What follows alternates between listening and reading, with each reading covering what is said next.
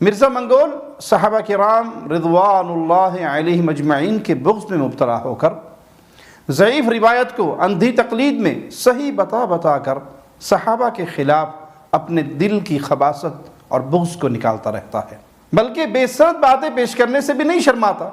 جیسے اس کا یہ پرانا پروپیگنڈا ہے کہ 60 سال تک ممبروں پر سیدنا علی رضی اللہ عنہ وارضاہ کو گالیاں دی جاتی رہی۔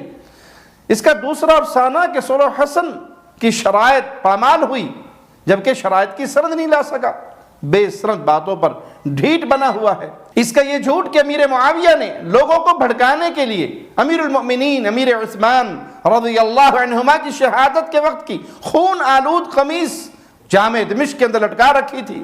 ایسی اور بھی کئی کہانیاں جو ہم اپنے بیانات میں ثبوت کے ساتھ پیش کر چکے ہیں، اور مرزا ہمارا علمی مقروض اس کے جوابات دینے سے قاصر ہے، بے بس ہے، وللہ الحمد۔